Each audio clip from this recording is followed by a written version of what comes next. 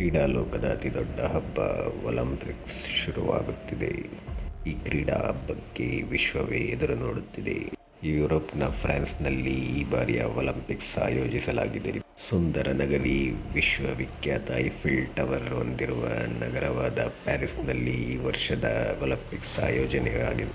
ಈ ಬಗ್ಗೆ ಹೆಚ್ಚಿನ ಮಾಹಿತಿ ತಿಳಿಯೋಣ ಬನ್ನಿ ನಮ್ಮ ಇನ್ಫೋಟ್ ಕನ್ನಡ ಚಾನೆಲ್ನಲ್ಲಿ. ನಮಸ್ಕಾರ ಪ್ರಿಯ ವೀಕ್ಷಕರೇ. ಪ್ಯಾರಿಸ್ನಲ್ಲಿ ಈ ಬಾರಿಯ ಒಲಿಂಪಿಕ್ಸ್ ಆಯೋಜನೆಗೊಂಡಿದ್ದು ವಿಶ್ವದ ಎಲ್ಲ ದೇಶಗಳಿಂದಲೂ ಕ್ರೀಡಾಪಟುಗಳು ಆಗಮಿಸಿದ್ದಾರೆ. ಅಥೆನ್ಸ್ನಲ್ಲಿ ದೀಪ ಹಚ್ಚುವ ಮೂಲಕ ಪ್ರಾರಂಭವಾಗುವ ಈ ಒಲಿಂಪಿಕ್ಸ್ 1896ರಲ್ಲಿ ಆರಂಭವಾಯಿತು. ನಂತರ ಇಂಟರ್ನ್ಯಾಷನಲ್ ಒಲಿಂಪಿಕ್ ಕಮಿಟಿ ಪ್ರತಿ 4 ವರ್ಷಗಳಿಗೊಮ್ಮೆ ಸಮ್ಮರ್ ಒಲಿಂಪಿಕ್ಸ್ ಹಾಗೂ ವಿಂಟರ್ ಒಲಿಂಪಿಕ್ಸ್ ಅನ್ನು ಆಯೋಜಿಸುತ್ತಾ ಬಂದಿದೆ. ವಿಶ್ವದ ವೇಗದ ಓಟಗಾರ ಉಸೇನ್ ಬೋಲ್ಟ್, ಚಿನ್ನದ ಹುಡುಗ ಮೈಕಲ್ ಫೆಲ್ಪ್ಸ್ ಅಂತ ಘಟಾನುಘಟಿ ಕ್ರೀಡಾಪಟುಗಳನ್ನು ವಿಶ್ವಕ್ಕೆ ನೀಡಿದೆ. ಒಲಿಂಪಿಕ್ಸ್ನಲ್ಲಿ ಭಾರತದ ಇತಿಹಾಸದ ಬಗ್ಗೆ ಒಂದು ಮೆಲುಕು ಹಾಕೋಣ ಬನ್ನಿ. ಭಾರತವು 1900 ಇಸವಿಯಲ್ಲಿ ಪ್ರಪ್ರಥಮ ಬಾರಿಗೆ ಬ್ರಿಟಿಷ್ ಆಡಳಿತದಲ್ಲಿದ್ದಾಗ ಒಲಿಂಪಿಕ್ಸ್ನಲ್ಲಿ ಪಾಲ್ಗೊಂಡಿತ್ತು. ಸ್ವತಂತ್ರ ಪಡೆದ ನಂತರ ಪ್ರತಿ ಬಾರಿಯೂ ಒಲಿಂಪಿಕ್ಸ್ನಲ್ಲಿ ಭಾರತದ ಪಾಲ್ಗೊಳ್ಳುವಿಕೆ ಕಾಣುತ್ತದೆ. ಭಾರತದ ಹಾಕಿ ತಂಡದ ಸಾಧನೆ ಇಂದಿಗೂ ಯಾವ ದೇಶಕ್ಕೂ ಮುರಿಯಲು ಸಾಧ್ಯವಾಗಿಲ್ಲ.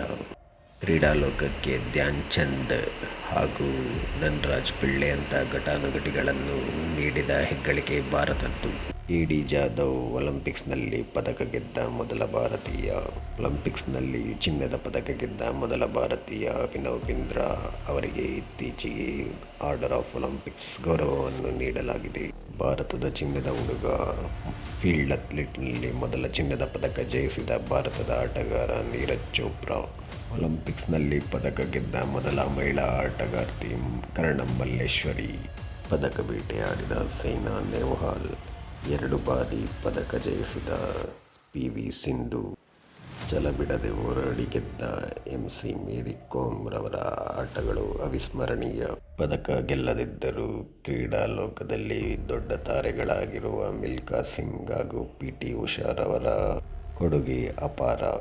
ಮುಂದೆ ಒಲಿಂಪಿಕ್ಸ್ನ ಕುತೂಹಲಕಾರಿ ವಿಷಯಗಳ ಬಗ್ಗೆ ತಿಳಿಯೋಣ ಬನ್ನಿ. ಒಲಿಂಪಿಕ್ಸ್ನ ಈ 5 ರಿಂಗ್ಗಳು 5 ಖಂಡಗಳನ್ನು ಪ್ರತಿನಿಧಿಸುತ್ತವೆ ಹಾಗೂ ಬಣ್ಣಗಳು ಎಲ್ಲ ದೇಶದ ಧ್ವಜಗಳ ಬಣ್ಣಗಳನ್ನು ಪ್ರತಿನಿಧಿಸುತ್ತವೆ. ಒಲಿಂಪಿಕ್ಸ್ ಅನ್ನು ಅಥೆನ್ಸ್ನಲ್ಲಿ ಕ್ರೀಡಾ ಜ್ಯೋತಿ ಬೆಳಗುವ ಮೂಲಕ ಪ್ರಾರಂಭಿಸಲಾಗುತ್ತದೆ.